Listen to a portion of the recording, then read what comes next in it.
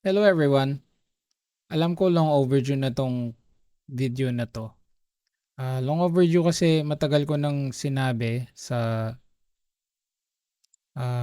YouTube na magpo-post ako ng video tungkol sa features ng MacroPad at saka sa features din mostly ng Vial. Kasi yung pinaka-reason na kaya sobrang useful sa akin 'to ay hindi dahil kasi maliit siya. Pero kasi hitik siya na pwede kang gumawa ng maraming things dahil kasi despite the micropad being small, dahil kasi sa software na Vial, marami kang magagawa na para bagang akala mo 4x4 keys tapos 4 knobs lang yan. Hindi, pwedeng maging madami yan. Sa maraming paraan. Ayan, may pusa pa. Oh. Ngayon, nag-aalala lang ako kasi medyo sige, anong gusto mong gawin, baby? Medyo overwhelming kasi for me dahil sa sa sobrang wait lang. Sa sobrang dami kasi ng sa sobrang dami kasi ng kailangan na pwede at kailangan pag-usapan sa Vial para masulit yung paggamit halimbawa ng MacroPad or any Vial uh, compatible na keyboard, nakaka-overwhelm. So, bala kong gawin para at least mausad na yung pagpapaliwanag ko sa Vial at saka dito sa MacroPad ng Pabile, which is itong P20. Papag-usapan ko muna yung siguro yung pinakamadali na pwedeng gawin ng lahat, which is yung layers. Ang layers kasi sa Vial, ewan ko kung nakikita nyo itong mga to. Ito kasing firmware na binigay sa akin ni Pabile, medyo supercharged. Kasi hindi talaga necessarily 32 yan from 0 to 31. Hanggang alam ko, yung paminsan 8, 16, parang ganun. Pero, ayun pinush niya na maging 32. Although ako, kung tatanungin mo ako, hanggang ilang lang ginagamit ko. 5 lang. 0, 1, 2, 3, 4. Tapos ito 5 pang test. Oo. Ngayon kasi ang idea dyan, kaya may layers, kaya magandang layers, lakihan ko nga to. Ayan. Kaya may layers is para though nagmumukhang 4x4 lang yan at 4 knobs, pwede mong gawin na umiba siya. Layer siya meaning aside from the fact na kasi pwede mong i-assign nga ito, 'di ba, sa mga keys na gusto mo. Pwede mong gawin na times how many layers you have. Pwedeng gawin mo na yun nga ito, yung layer 0 ay may ginagawang something, layer 1 may ginagawang something else. Layer 2 may ginagawang something else. So, pwede mong i-map siya many times depende kung ilang layers meron ka. Pwede mong gawin na yung layers for example, pwedeng yung isang layer ay para sa isang app, tapos kapag gumagamit ka ng ibang app, iba naman ang layer. Kasi meron kang shortcut keys na nakaset for each app. So, pwede mo rin gawin na for each app na ginagamit mo, for example, iba-ibang nakaset na shortcut keys for each layer. So, ako, in my case, kung tatanungin nyo ako, dalawa ang main ko na parang permanent or hindi permanent, parang ano ba yung tawag yung kapag kasi meron kasing momentary layers Meron din yung layer na medyo nagsistay. Yung ano bang tawag dito? Yan. Actually, dito kasi pag pinindot mo tong layers, makikita mo dito na merong ano bang title nung ano ba yung teka hanapin ko lang TO. TO.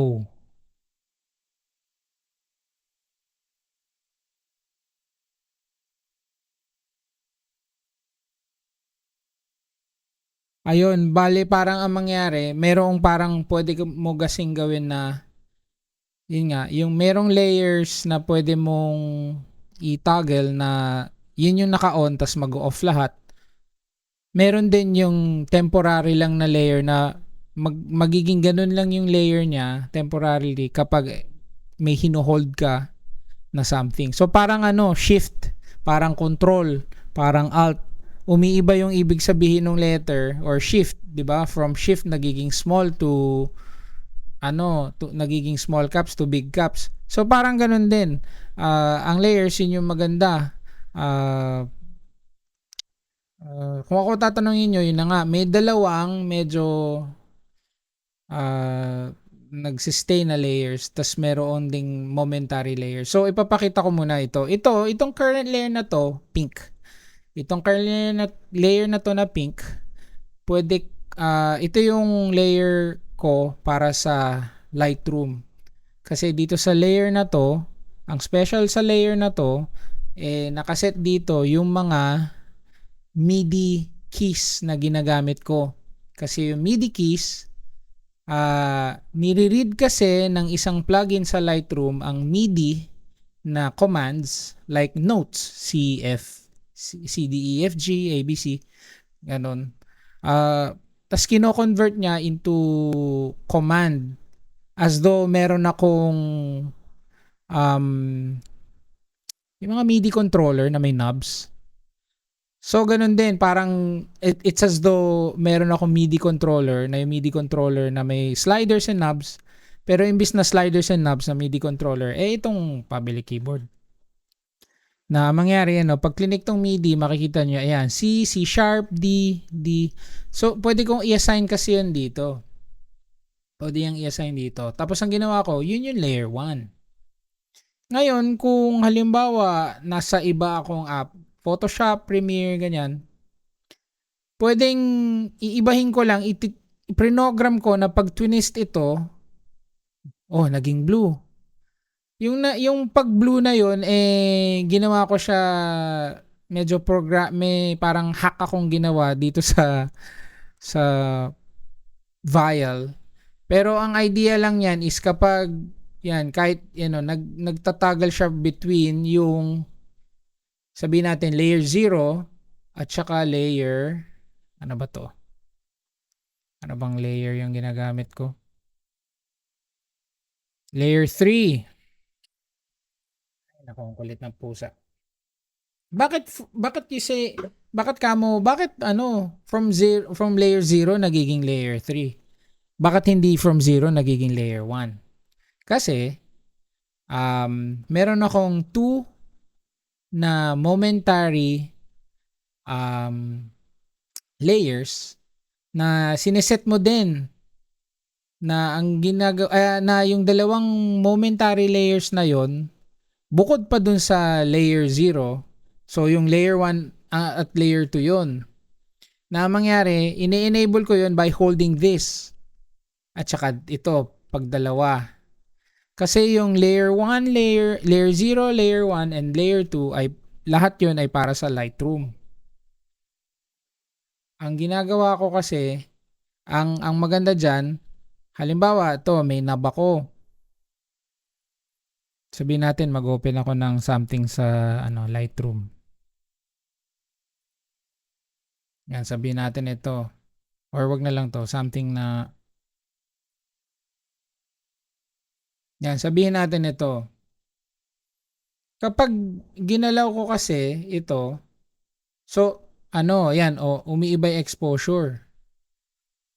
Pero pag hinold ko to, nag-e-enable yung layer 1 instead na yung layer 0.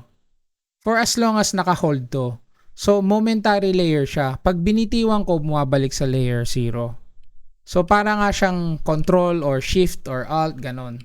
Para magiging labas, bagamat apat itong knobs na to, essentially, nagmumultiply siya sa kung gaano karaming layers ang inassign ko para sa Lightroom. So, pwede kong gawin na, halimbawa, yun nga, pag pinindot ko to, ngayon, exposure. Pero habang hinold ko to at ginalaw ko to, contrast naman. Kapag hinold ko naman tong dalawa at ginalaw ko to, highlights. So, ibig sabihin, I can go on further for as long as meron akong layers. Ang idea dyan, yun na nga, merong ganun na momentary layer na ang mangyari habang hinhold mo to, iba ang nagiging ibig sabihin or iba ang nagiging command pag pinindot mo yung mga keys or inikot mo yung knobs. So, yun yung momentary layer. Meron naman din na yun na nga, ito. Ito yung medyo parang toggled layer or active layer. Iniiba ko yung active na layer. Itong layer na to, ginagamit ko to pang Premiere, pang Photoshop. Bakit? Kasi hindi na MIDI yung ginagamit ko dito kapag nakaganito, yung naka-blue na mode. Or naka-blue na mode. Naka-blue na mode yan kasi ako mismo nag-set na parang blue.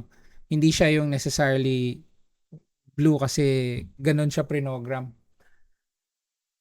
Pero ang idea dyan, kapag minumove ko to yung knobs or hinihit ko yung keys, hindi na MIDI yung, iba na yung naka-assign dyan, hindi na MIDI. So usually mga F13 hanggang 24, ganyan, mga ganon. So para pag ginalaw ko to, parang imbis na may ginagalaw siya dun sa MIDI, hindi niya binabato C or D or E or F. Parang binabato up down or plus minus. Para yung pag nagsascrub halimbawa sa Premiere, nagsascrub ng video, or parang pagka gusto mong i-increase, decrease yung brush size, mga ganon. So yan, balik tayo sa vial. So paano mo gagawin yun? Supposedly, para kung gusto mo na, wait lang, save ko to. Save ko tong current layout. Wait lang. Kasi i-reset natin para makita nyo. Okay, so i-reset ko to. Oo nga ba? Paano ba i-reset? Oo nga ba? Paano i-reset ang layout?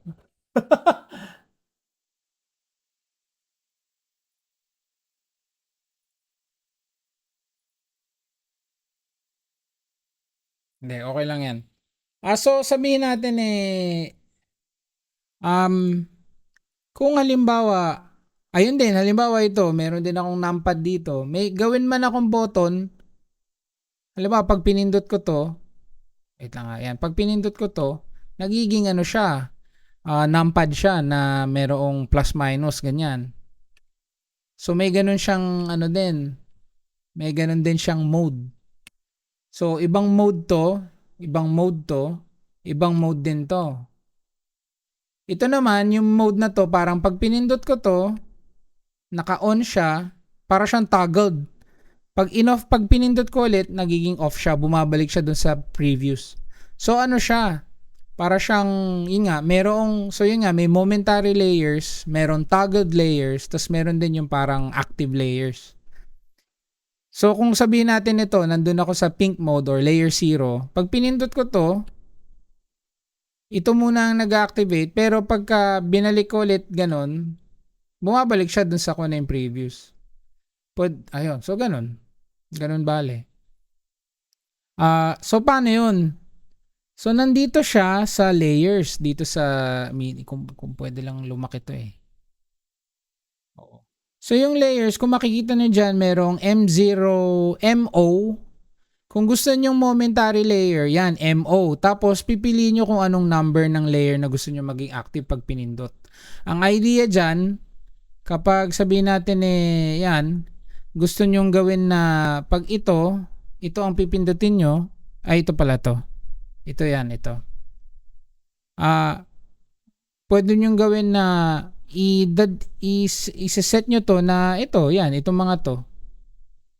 Para mangyari, habang hinuhold mo yan, magiging active yung layer na pinili mo dito yung kung ano yung number. So, titingnan mo na lang kung ano yung, halimbawa, MO7, titingnan mo yung, ang corresponding niya, yung layer 7. Oo, ganun. Ngayon, meron din nga yung toggle layer. Yung toggle layer naman, nasa compose ko yan. Ano ba? Yung, ano ba yun? MO, MO1 tsaka L Control T browser fave. Wait lang pakita ko Nahanap ko. O, di ba ang dami kong TD?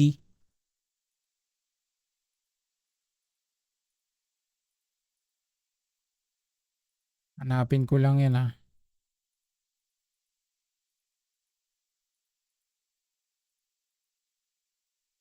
Ito. Ay, tama. Hindi. L Control T browser favorite. Tsaka yan. Ito. Yan. So, yung MO1 na button, tsaka to, ito to combo to sa ibang video na to ko ipapaliwanag. Pero ang idea niyan, ito yon. Pag pinindot ko tong dalawa, meron siyang macro na niraran which is itong M4. So punta tayo sa macro. Ito din sa ibang video ko na ipapaliwanag. Pero ang idea niyan, kita nyo to TG4. Toggle 4. So ang mangyari, yun na nga. Ito yung toggle naman. Kung gusto mong parang nagtatoggle siya, TG yung gagamitin mo dun sa layer. Dun sa parang key. Yun yung parang gagawin mong key, TG4. So ito yung kapag gusto mo na, kapag pinipindot mo, tulad yan, kapag naka-off state, i-on niya. Kapag naka-on state, i-off niya. So, yun yung toggle layer. Pero kung gusto mo naman na parang yun yung magiging active layer, tulad nitong ginagawa ko, ito kasi layer 0, ito layer 3. Pagka tina-turn ko to, may macro din ako na yun yung ginagawa. Pero take note din nyo, kailangan gawin na dito sa knob pwede nyo gawin yan sa kahit saan nyo mang gustong pindutin. Kung pwedeng ito o ganun, nasa sa inyo yun. Ang mahalaga is alam nyo kung anong gagawin nyo. Ako ko lang kasi medyo pinahirapan ko sarili ko, nilalagyan ko ng arte. Yan, tulad nito, nilalagyan ko ng color difference. Kasi wala talaga originally ang color difference na yan. Instead, ang meron dito sa P20 may color indicator. Ang mangyari kapag pinipindot mo, halimbawa momentary layer, halimbawa first layer, iilaw ito. Kung nasa layer 0 ka, walang umiilaw. Kung nasa layer 1, yung lower left. Bale 1, 2, 3, 4. Tama ba? Hindi ko alam kung pa ganun. Basta ang mangyari may layer indicator. Na yung layer indicator ay magiging puti ito, mga to. Depende kung saan ka. Hindi ko alam kung pa ganon o pa ganon. So, basta mahalaga, parang isipin nyo, layer 0 wala, layer 1, layer 2, layer 3. Ang layer 4 naman, hindi mo makikita kasi puti lahat. Ganun yung ginawa ni Pabele dun sa firmware para may layer indicator ko Parang dati kasi, ang ginagawa namin noon nung pinagbubutingting namin yung firmware, umiiba talaga yung kulay depende sa layer. Tapos parang ang gagawin ni Pabile, siya mismo ang nagsiset noon tapos ibibigay sa akin ulit yung firmware. Kaso yun na nga parang i-customize. Isipin mo future clients lahat gagawin niyang ganun. Kasi walang way sa Vian na gawin mo siya mismo. Kailangan i-program yun sa firmware noon. Ako naman, ginagawa ko siya by the macros. Parang iniiba ko yung saturation mismo dito sa macro, sa vial gamit macros. So, okay. So, yun na nga. Ano pa ba yung gagawin ko? So, pwede nyong gawin na pag pinindot lang to. Yun nga. Ayun Layer 1, layer 2. Kasi dalawa pinipindot.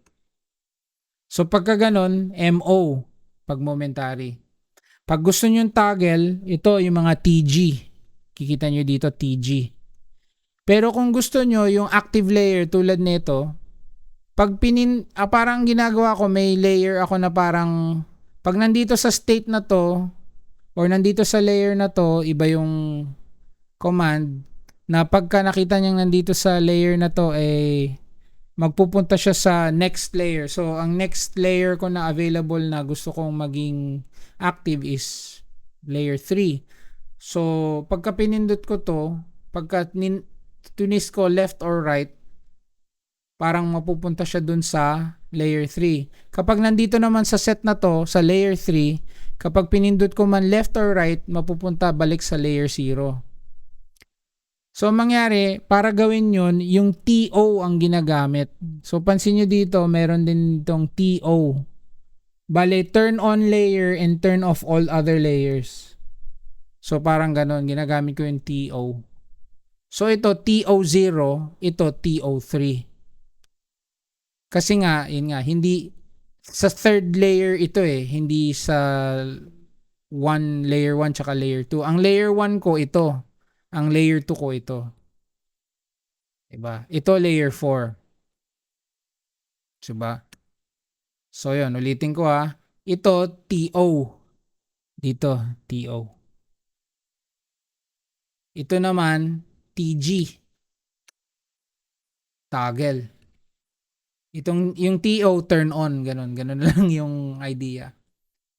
Tapos, itong momentary, MO. Itong mga to, momentary layers. Momentary on, ganun. So, yun. So, bali ang layers, pwede nyo gamit, well, kung, di ba, ang thing kasi sa vial, parang kahit, bahala ka kung paano mo kasi gustong gawin yun kung saan mo pipindutin para gumanyan ganyan Like ako, ginawa ko lang in this way, pero by any means, hindi necessarily nyo kailangan gawin din na ganito. Ako ginawa ko lang this way kasi wala lang, feel ko lang. Kung iba feel nyo, edi kung alam may pinindot kayo, kung anumang kakaibang magic na gusto nyo o pindot kung paano nyo gusto. By all means, gawin nyo sa kung paano nyo feel na comfy kayo. Pwede na, hindi naman, yun nga, ang mahalaga, alam nyo na yung may mga momentary layers, merong toggled layers, tsaka merong layers na tina-turn on. Oo. Alam ko meron pang iba Ano ba to? Oo, meron din yung acts like momentary layer unless it stop multiple times. So may parang ganun, may toggle na momentary. Basta ganun, parang may parang pag inulit mong pindutin or something. Basta. Pero ako hindi ko na necessarily ginagawa yon. Ayun din, meron din. Momentary activates layer until a key is pressed. So parang a-activate siya hanggang siya meron kang pindutin na something na layer ulit. Parang ganon. O kasi pwede mo, ako kasi, momentary layer, pero mangyari kasi ako, hinuhold ko lang to. Tapos kung ano man yung pinindot ko habang naka-on to, yun na yun. Yun na yung momentary layer. Pwede mo rin kasing gawin na pindutin mo to, tapos hihintay niya yung next na command. Pag pinindit mo yung next na command, i-off na niya yung momentary layer. Basta ganun. Maraming pwedeng options dito. Yung tatlo lang na yon yung ginagamit ko. Yung momentary, yung turn on, yung TO, at saka yung TG, yung toggle. So yun ang layers muna. Sana may napulot kayo. Ayun na nga. Kaya ako mahirap ipaliwanag kasi layers pa lang, 'di ba? Ang haba na ng video. 23 minutes. Pero kasi ang idea diyan, yun nga, isang thing lang 'yan sa kung anong pwede mong gawin sa ganitong keyboard. Paano pa kung ganito? Isang buong mahabang 60. Ang dami mong pwedeng gawin. Pero yun na nga, kung sakaling hindi 32 yung layers ninyo, baka kailangan sabihin nyo kay Pabile na i-expand. Kasi ako, kung tutusin, hindi ko kailangan ng ganun kadami. Kasi in my case, hindi lang layers dito ang ginagamit ko para like magamit ko yung things. Meron akong ibang ginagawa na medyo advanced din. Kumbaga sa madaling salita, hindi lang vial ang ginagamit ko para ma-customize. Iba din medyo yung approach ko when it comes to yung assigning keys. Pero sa ibang panahon na yon. Basta sa ngayon, sana malinaw yung layers. Sana may natutunan kayo. And ayun, kung may tanong na lang kayo, comment na lang kayo or message or tanong nyo si Public Keyboards. Pero that's it. See you na lang sa next ko na video na siguro iba pag-uusapan ko. Either tap dance or combo or macro. Pero until then, bye-bye.